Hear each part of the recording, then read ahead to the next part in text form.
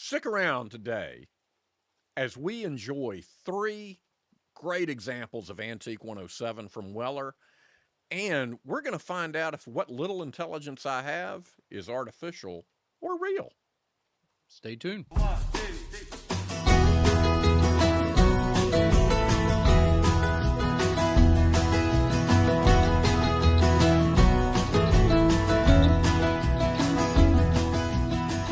Welcome to Two Guys on a Porch. I'm Jason. This is Bradford.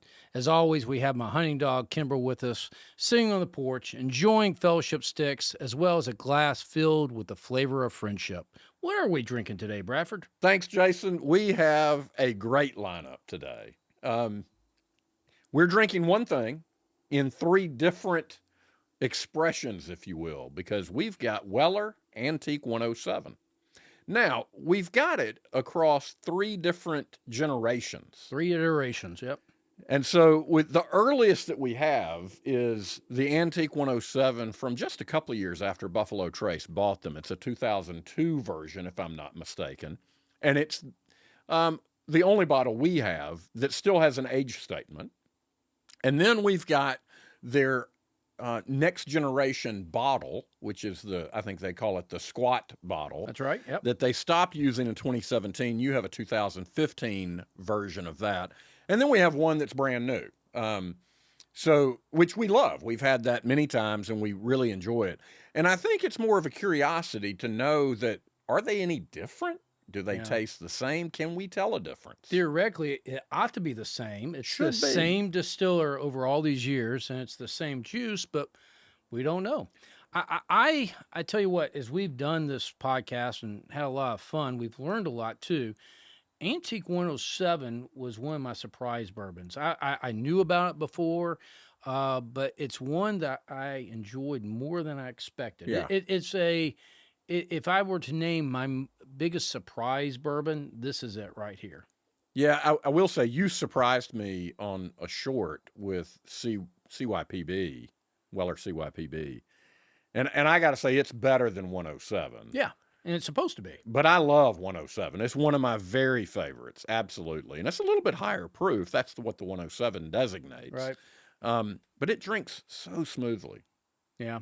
You know, it's weird, why 107? That's the proof statement.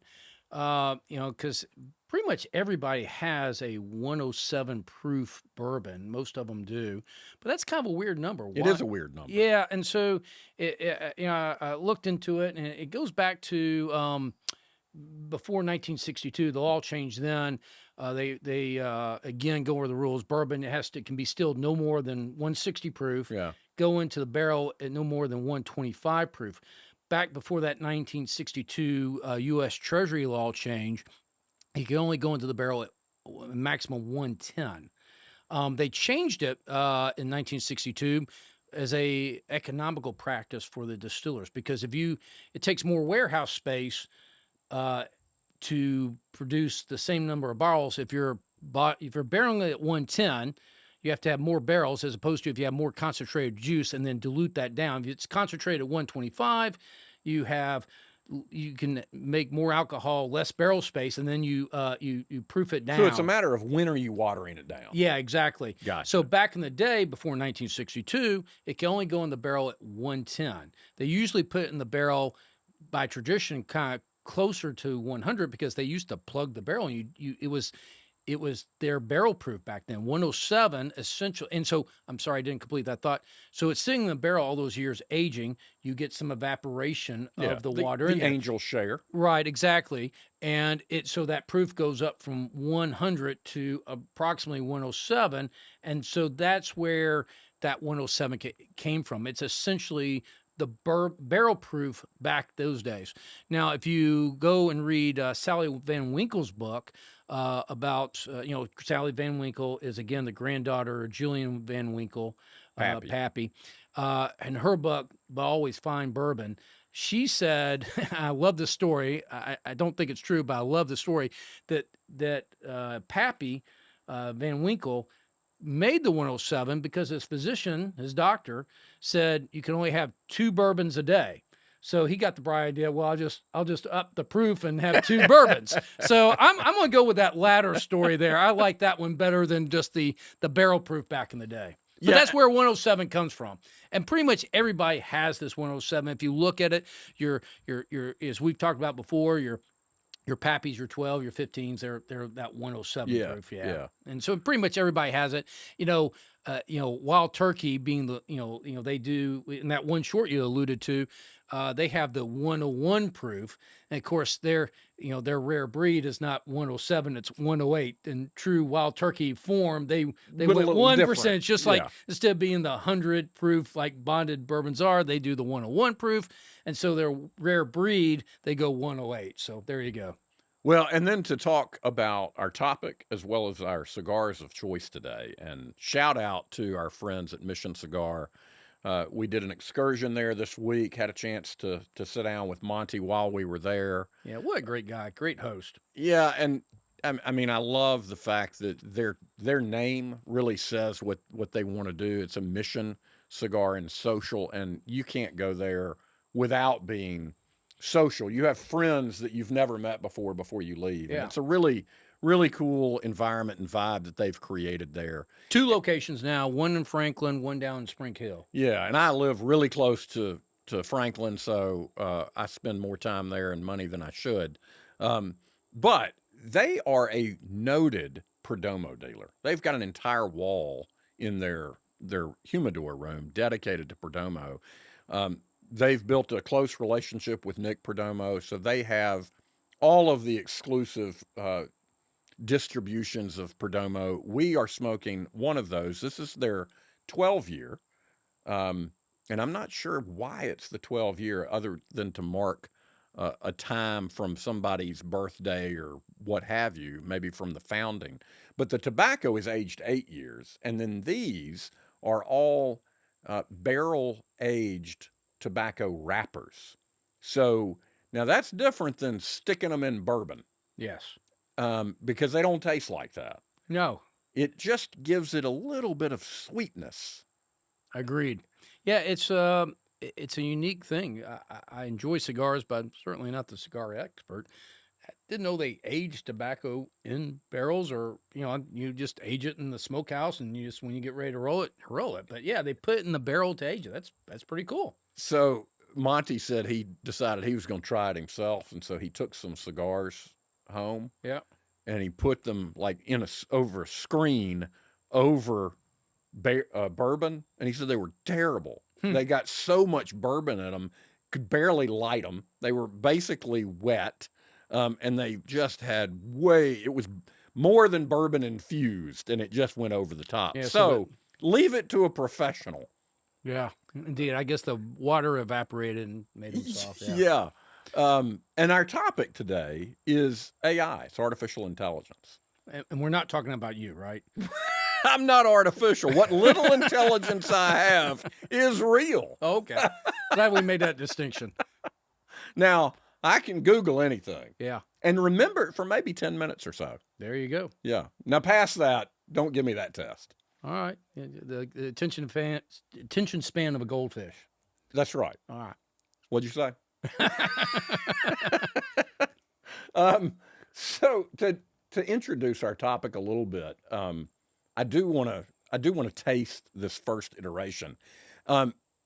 What's interesting is I was looking at these maybe even before we turned the camera on, just in the glass, this older version, again, not that old, from 2002, it's darker. It is, and it's not supposed to age in the bottle. Once the aging's done in the barrel, and once you bottle it, aging process stops. But I agree with you. It does look a little darker, and we'll find out shortly. Is there a taste difference? Yeah, and these were 7 years old, and they put the age statement. Now it's what, 6 to 8 is what they advertise. Exactly. So I mean, if you put on the label, it's got to be that. So there in 2009, they, for whatever reason, they started to have to mix 6 to 8 year old barrels. And so they couldn't put that age statement on there, 7-year-old age statement on there anymore, and that's what we have. Well, I tell you, the nose is like Weller, yeah. Like you just know it. Yeah. I don't know. There's so much art and science to this. A lot of the master distillers are chemists nowadays. But the artistry of these people who've been doing it for years, and I don't know who the master distiller was, but man, they are just masters at creating the aroma before you drink Yeah, it. I You agree. know, you taste with your nose, as they say, Yeah. and man, they You're supposed nail it. to open up your mouth a little bit Yeah. as you smell it, but you kind of feel like Barney Fife, with your close your mouth and flies are going to get in. But that's supposedly how you more accurately judge the flavor. And here's the interesting thing, having just tasted that, I would not guess that to be 107. I would guess it to be a higher proof. I think they have that. But to me, tasting 107, with some frequency, that is a richer drink than a standard 107 in my estimation. We're about to find out. Yeah, and the other going along with that, great, very subtle nose, but very pleasant nose. The mid palate is medium, but the finish it kind of stays with you in a good way. Yeah. It's got that weeded finish to it. It's a very smooth finish. Doesn't burn. It may be a little bit like to your point, has a little bit of heat on it, but it's good stuff. It's more than I remember when we tasted the antique, yeah, the modern antique 107. Really full mouthfeel. Yes, indeed. Yeah. So let's talk about AI a little bit. I'm in healthcare, not on the clinical side, so I'm sure you have some commentary in that regard. But it's been a buzzword within our industry for 10 years, and really to a point of frustration because all people were talking about was a description of machine learning.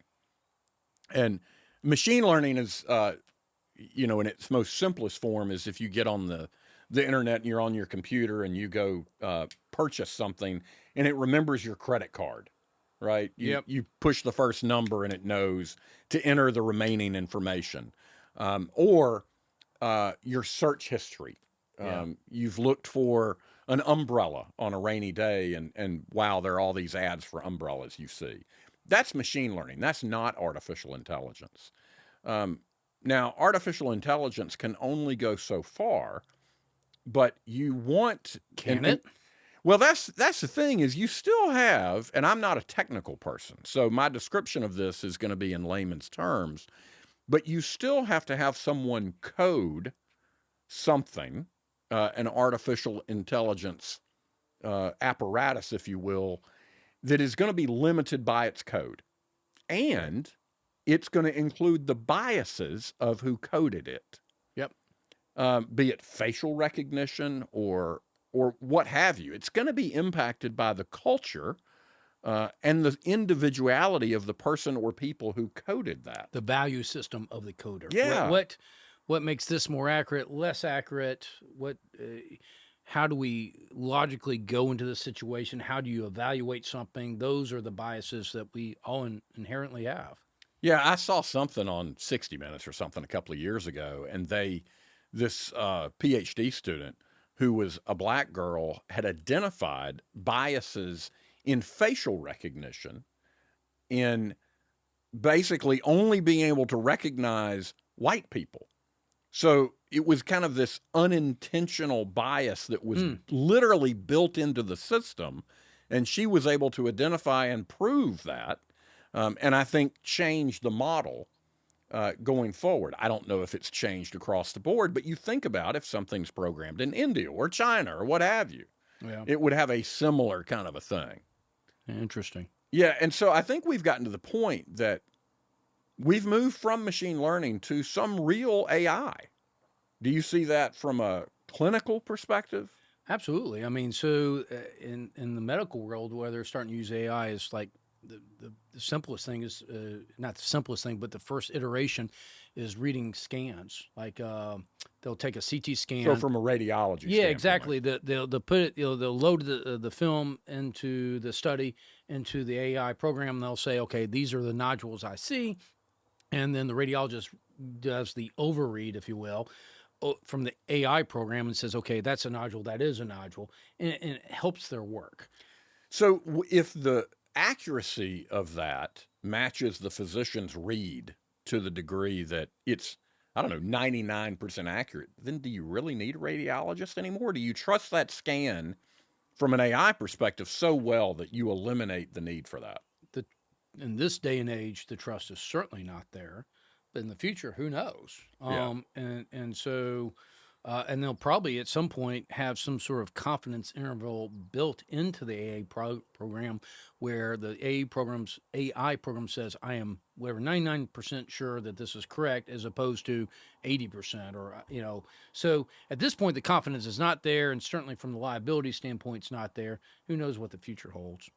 Yeah, I know from talking to my daughter, one of her friends went to work for Microsoft out of school as a coder, and we had this conversation about AI, really kind of a ChatGPT kind of a scenario, and his point was it's wrong. Like you ask it to write an essay and it makes up information. Now they've cleaned up a lot of that, but his point then is you can't trust it. It's still wrong. Yeah, It just fills in gaps of information. yeah, it makes it sound good, and so yeah, there you Right. And if you're not paying attention or don't know or verify, it's a mess.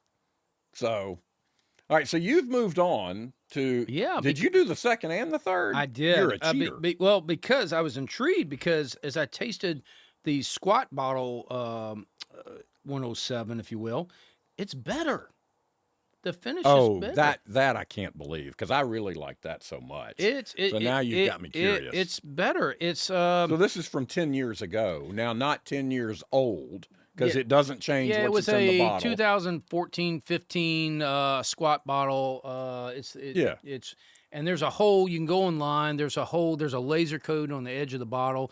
There's a whole code of how you can look on it to figure it out of the age. But there's not an age statement on the bottle, on the label. It is in that laser code, but you have to go online and discern it. It's called a Julian code. I'll have B for Buffalo. In this bottle particularly had a B for Buffalo Trace, then the year, then what Don't day. give away your secrets. Well, it's on the internet, whatever. And then what day of the year. So this was like 2015. It was B15, which means Buffalo Trace, year 2015. And then 246 was the year, the day, excuse me. And then even has the time, exactly what time it was. Okay, you're wrong. Not about your codes. Not the first time. But about which is better. Man, I go back to that first one like it's pappy-like almost, really, in terms of its richness. Yeah. This tastes more like a standard 107.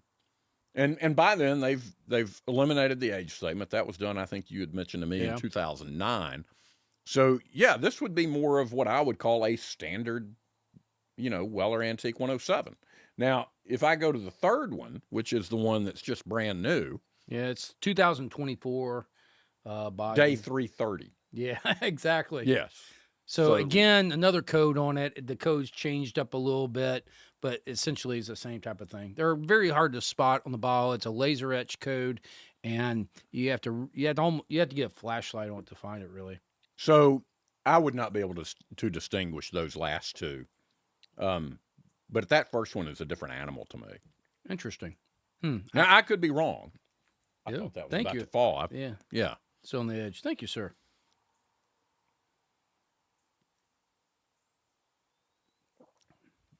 No, I still. It's the finish is a little hotter on that first one.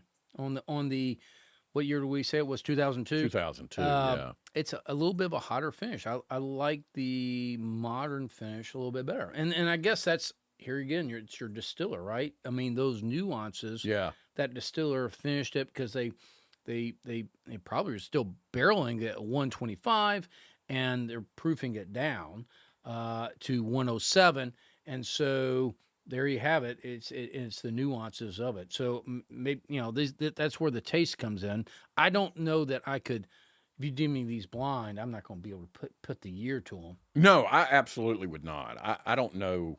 I would probably be able to tell you that first one is different, and probably describe it as better, but I don't know that I would be able to say exactly what it is or the age or any of that kind of thing. But I do like it better. Yeah, I would just said I would have guessed the proof was higher than 107. That's interesting. Yeah, it's that spice. It's not a rye spice. It's that hotness that you pick up in a higher proof bourbon. So going back to our discussion, Yeah. the ChatGPT discussion that I started to talk about, my daughter is going to teach this fall while she pursues her master's. So she's going to be a GTA in comp lit. So one of the things that they've had to do is resort to the old blue book, in-room class written essay. I remember those. And I think about someone else I know recently who submitted an essay as part of their classwork, and the teacher talked to them afterwards and said, "I'm not sure that you wrote this. You may have, but our algorithm that we pass this through shows that 94% likelihood that you didn't write it." Yeah. And so she had to defend that because she absolutely had written it without any ChatGPT assistance. One of my kids who's in college was helping my son who's in high school, applying for college and writing those essays and such. And it's like, no, this essay is too good. You've got to dumb it down a little bit because they're going to accuse you of using ChatGPT or whatever. It's too good. So it's kind of ironic in that specific instance. So does it kill creativity then? Like, are you suppressing your own intelligence to defer to artificial? You're guilty until proven innocent. You did this great job, and you've outdone yourself on this paper because you really worked hard on it. And now you got to prove you worked hard. So, but I think that's a limited scope of artificial intelligence. I mean, if we harken back, we're old enough that we remember time before the internet. If we, back when the internet was first coming out, I remember a discussion with one of my buddies, and I was like, okay, what's this internet going to be all about? And then my buddy was like, oh, it's great. You're going to be able to make airline reservations online. I'm like, okay, cool, but big whoop. But now we think of the internet as, I'm going to dinner tonight. I need to make reservations. Right. Where is that place? I need to drive to this place. How do I get there? What's the best route to go? That's some of that driving where to go. That's probably some artificial intelligence in there as well. But in basic level, internet helps us with our daily life. I see artificial intelligence doing that same thing in the future in ways that we just can't possibly know. I agree with that. I think it's going to evolve into ways we can't know. One thing that I think is really interesting that was pointed out recently to me is that the goal of AI right now is to become ubiquitous in its use. They want adoption across the board.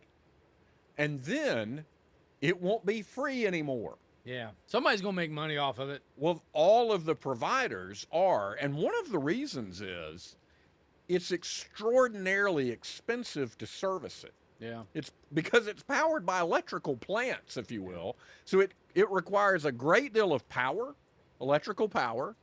It requires a great deal of real estate to house the data centers that generate it. So then you've got an environmental and an ecological impact as a result. I mean, that's really significant. And here in Tennessee, speaking of electrical power, yeah, they're building a whole new nuclear power plant to further AI. Specifically, Google is so we're talking nuclear power. Nuclear power, the newest version of nuclear which power, is going to be less real estate. Less real estate, potentially dangerous, but they. So first of all, I'll go back. It's Google with partnered with Oak Ridge, Hermes too. But instead of, basically nuclear power plants are just glorified steam engines, right? You use nuclear power to heat water, turns it into steam, does the generator, right? The problem with that is with any steam engine, going back to, boats on the Mississippi, it's pressure, right? And just like those steamboats on the Mississippi back in the day, they can get overpressured, trying to go faster, and they blow up on you.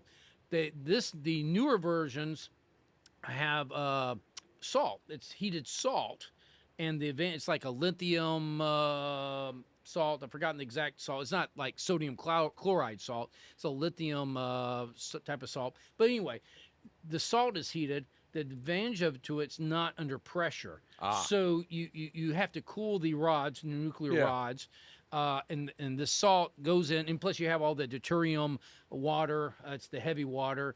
It's not. It's a health hazard, and so at least in large quantities. So you have that problem.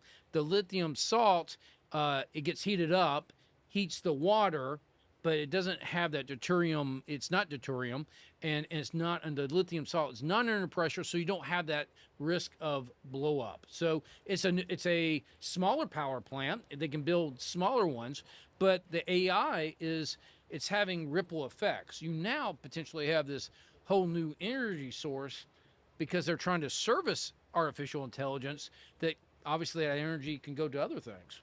Yeah, and I think a good example for us to think about is when I talk about they're going to monetize it, you're going to pay for it, is when we were cutting the cord on cable, that was a much cheaper option. Yep. Oh, well, let's get rid of cable, and then I'll just keep Netflix and YouTube TV. Well, guess what? All of that added together now, it's going to cost as much as cable. Yeah, that's right. Well, and even going back, the idea was when you went from TV to cable was I want to get rid of these commercials. Okay, I'll buy cable. Now you have to pay extra for that. Now you have to pay. So yeah, so right. Absolutely somebody's going to monetize it and go through with it. All right. So while we've been talking, we've had a chance to continue to sample these antique 107s, which we would agree they're all pretty good. Yeah, they are good. But as we are on the porch, thankfully dry on the porch because it's a rainy day here on the porch. Beautiful rainy day. Yeah, it is. Nice summer rain. I'm going to rain on your parade. I love your brother, but I'm going to disagree with you. I kind of like the modern iterations of 107 than the past. Yeah. That's a taste preference. I give you that. But I kind of between the squat bottle, it was what we say 2015 and the 2024 version, they're basically the same. Yeah. But I like those better than that 2002 version. Yeah, and I like the older one. I'll stick with that after having tasted these. And I think the message there is it's all good whiskey, and neither one of us are right or wrong. It's a matter of preference. Right. Someone else sitting down would go, I don't like weeded. None of these really hit my palate. Yeah. Doesn't make them wrong. It's just a matter of taste. And fortunately, there's enough bourbon to go around. There's plenty. Although I tell you what, it's harder to get these older bottles, and they're more expensive. So for me, I would save my money, buy the modern version when you can find it, and not go out and stick my neck out to get the older version. Yeah, that's a good comment on the value of it. So I agree with that. Because that 2002 is significantly more. Obviously you're not going to go into a store and find it. You're buying it by a third party. I don't remember what I paid for it, but it was the antique 107. Now a modern one when you can find it, I think it's about 150 somewhere around there. Don't quote me. The one was 2002. I paid $600 for it, so it's not Pappy level, but it's certainly more expensive. Yeah, so I think one thing is we've proven that we're not experts on whiskey. We've done that consistently. Yeah, that's and we're proving we're not experts on AI. No, and the impacts of that. But we hope that we've created an enjoyable experience. So thank you guys for joining us on Two Guys on a Porch. Be sure to like and subscribe because we want you part of our community. Come join us on a porch. Two Guys on a Porch. Please like and subscribe, rate, all the stuff you do on all the social media platforms. Thanks, guys. Let us know what your drink and cigar of choice is at TwoGuysOnAPorch.com, and you'll be entered into a drawing to get some Two Guys on a Porch swag